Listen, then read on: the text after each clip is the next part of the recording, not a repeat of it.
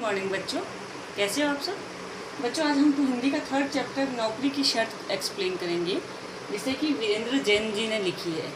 बच्चों ये एक कहानी है जिसमें लेखक ने बताया है एक कहानी के माध्यम से कि हमें कभी किसी का मजाक नहीं उड़ाना चाहिए, क्योंकि हर किसी में कोई ना कोई कमी होती है, कभी शारीरिक कोई मानसिक। तो आज हम किसी की मजाक उड़ा रहे हैं तो कल को कोई हमारी कमी का भी मजाक उड़ा सकता है। तो हमें कभी किसी का मजाक नहीं उड़ाना चाहिए।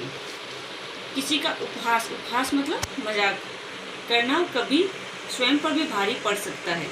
किसी की शारीरिक कमजोरी या बेढपन का मजाक बनाना अपराध है। हमें वह व्यवहार दूसरों के प्रति कभी नहीं करना चाहिए जो स्वयं के साथ किया जाना नापसंद हो। यानी कि हमें ऐसा व्यवहार किसी के प्रति नहीं करना चाहिए जो हम नहीं चाहते कि कोई हमारे साथ करे। हम अगर किसी के साथ अच्छा करेंगे तो ही हमारे साथ अच्छा मिलेगा। कई बार कोई दोष भी गुण बन जाता है। कभी कभी होता है किसी हमारी शारीरिक कमजोरी जो होती है वो हमारा टैलेंट बन के निकल आता है। नौकरी की तलाश में निकले युवक को एक भिखारी ने खूब शर्मिंदा किया। फिर हुआ यह कि जिसे वह अपना शारीरिक दोष समझता था वही दोष नौकरी पाने में उसका मददगार बन गया। तो इस चैप्टर में बच्चों यही बताया गया है कि हमारी शारीरिक कमजोरी कभी कभी हमारे गुण बन जाते हैं, हमारी ताकत बन जाती है। उन दिनों मेरे पास कोई काम नहीं था, भूखों मरने की स्थिति थी। मुझे एक नौकरी की तलाश थी, मगर नौकरी मिल ही नहीं रही थी। मैं जोर शोर से स्वयं भी नौकरी की तलाश कर रहा था और अपने दोस्तों से भी कह रखा कि अगर उनकी नज़र में मेरे योग्य कोई नौकरी हो तो बताएं। इन्हीं बेकारी के दिनों की बात है। मैं अपने एक मित्र से मिलने उसके घर गया। उसका घर मेरे घर से दूर था। इधर मेरी जेब खाली थी, सो मैं पैदल ही गया। वहाँ तक पहुँचते पहुँचते थक गया, इसलिए उसके घर में घुसते ही सीढ़ियों पर सुस्ताने के लिए बैठ गया। तो इस कहानी में अभी लेखक क्या कह रहे हैं कि वह अपने बेरोजगारी के दिनों को याद कर रहे हैं कि जिस समय वो बेरोजगार थे तो उनके साथ क्या घटना हुई। उसी एक घटना को वह इस कहानी में बता रहे हैं कि वे अपने एक दोस्त से मिलने गए। पैसे न होने की वजह से वे टैक्सी में नहीं गए, पैदल गए, और बहुत दूर घर होने की वजह से वह थक गए थे तो दोस्त के घर के बाहर ही सुस्ताने लगे। वहाँ एक भिखारी आ पहुँचा। उसने समझा कि मैं उसी मकान में रहता हूँ। भिखारी बोला, बाबूजी एक कटोरा आटा दे दो। तो लेखक वहाँ पे सुस्ताने बैठ गए थे, आराम करने बैठ गए थे गेट के पास ही। तो भिखारी ने क्या सोचा कि ये इस घर के मालिक हैं, तो वह उससे मांगने लगा कि एक कटोरी आटा दे दो। मैंने उसे झिड़कते हुए कहा, यानी कि गुस्से में चिल्लाते हुए, घर में आटा नहीं है। तो लेखक ने भिखारी को क्या बोला, घर में आटा नहीं है। भिखारी बोला, तो कोई फटा पुराना कपड़ा ही दे दो। मैंने फिर उसे झिड़का, कोई कपड़ा भी नहीं है। मैंने सोचा अब वह टरक जाने में मान जाएगा, चला जाएगा, पर नहीं, वह वहीं अड़ा रहा और बोला, तो बाबू एक 10 पैसे का सिक्का ही दे दो। मुझे उस पर गुस्सा आ गया। टलता ही नहीं अड़ियल मतलब जिद्दी। मैंने उसे डांटते हुए कहा, 10 पैसे भी तो नहीं हैं। तो इस तरह भिखारी उससे पहले आटा मांगता है। लेखक कहता है मेरे पास आटा नहीं है। फिर उससे फटे पुराने कपड़े मांगता है। लेखक उसके लिए भी मना कर देता है, पर भिखारी भी जिद्दी था तो उसने क्या मांगा, 10 पैसे का सिक्का मांगा। तो लेखक बोला मेरे पास तो वो भी नहीं है। मैंने अपनी तरफ से सच ही कहा था, पर वह तब भी वहाँ से नहीं गया। मैंने उसे घूर कर देखा। आंखें मिलते ही वह बोला, बाबू जब घर में आटा नहीं है, कपड़े लत्ते नहीं हैं और आपकी जेब में 10 पैसे तक नहीं है, फिर यहाँ बैठे बैठे क्यों समय बर्बाद कर रहे हो। आओ मेरे साथ शाम तक 10-20 रुपये ही कमा लो।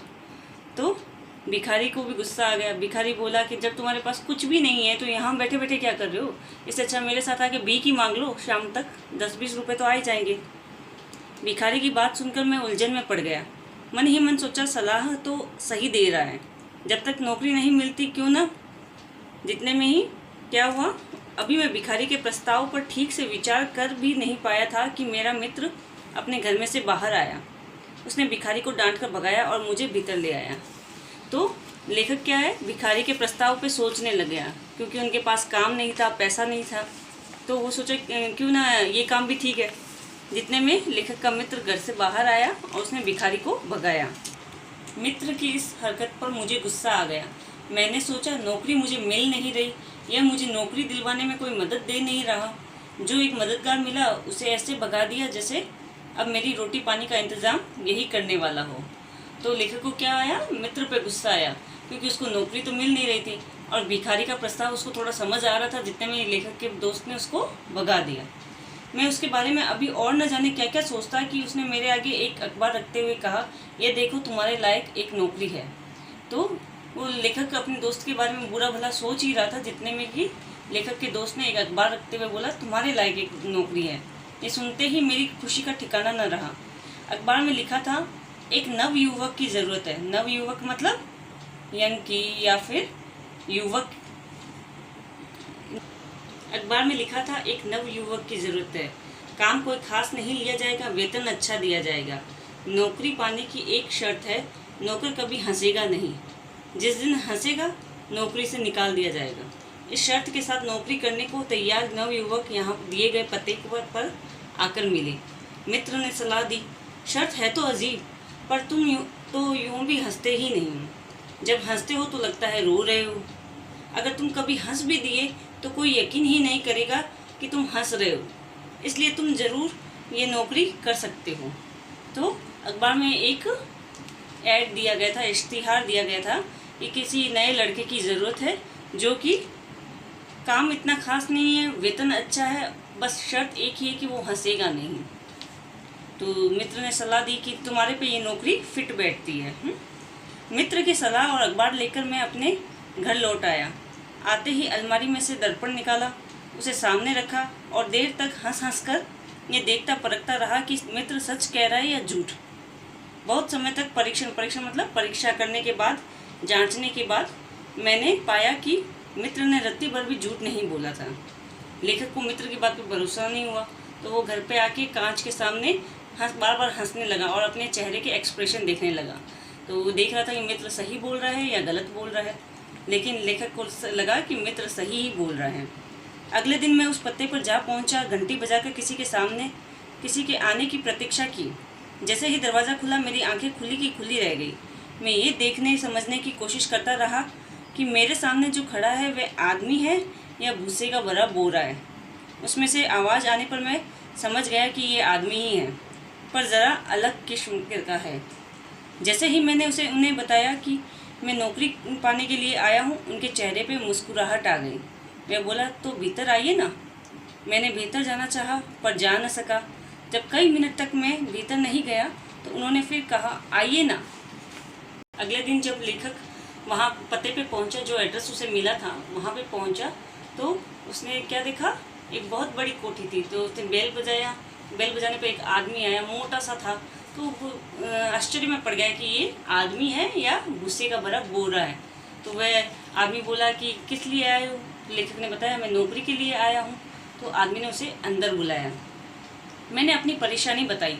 आप हटे तो मैं भीतर आऊँ।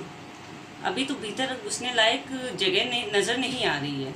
इतना कहते कहते मेरे चेहरे पर मुस्कुराहट आ गई। यानी कि जब लेखक अंदर घुस नहीं पा रहे थे तो उसने पूछा, आदमी ने पूछा कि आप अंदर क्यों नहीं आ रहे। तो वो बोले, जगह ही नहीं है मेरे अंदर आने की। आप खड़े हो तो फिर मेरे लिए जगह नहीं बचती है, तो मैं कैसे अंदर आऊँ। जैसे ही उन्होंने मेरी तरफ देखा मुझे खटका हुआ, अब तो नौकरी नहीं मिलेगी। पर तभी वे एक तरफ हटते हुए बोले, तो रो क्यों रहे हो।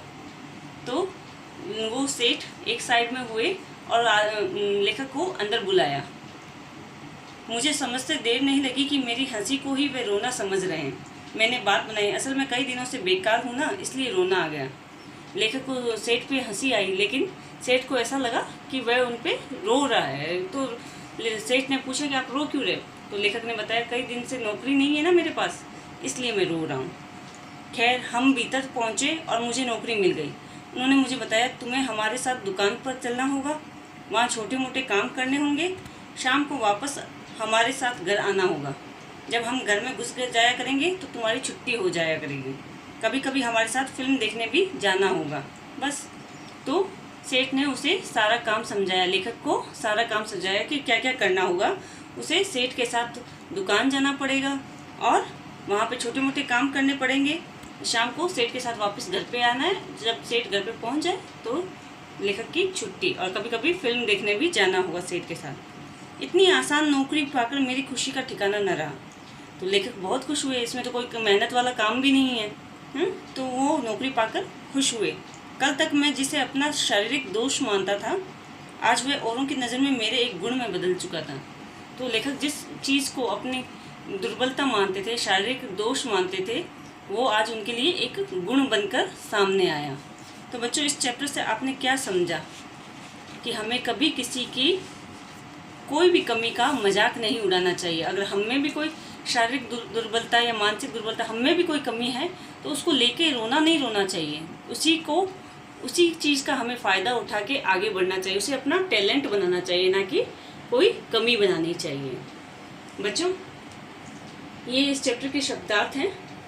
सुस्ताने, आराम करने, झिड़का, डांटा, फटकारा, अड़ियल, बहुत जिद्दी, प्रस्ताव, बात, विचार, दर्पण, आईना, शीशा, रत्ती भर, जरा सा, टरकना, खिसकना, सलाह, परामर्श, सुझाव, परीक्षण, जांच, प्रतीक्षा, इंतज़ार, भीतर यानी कि अंदर के साइड। थैंक यू बच्चों।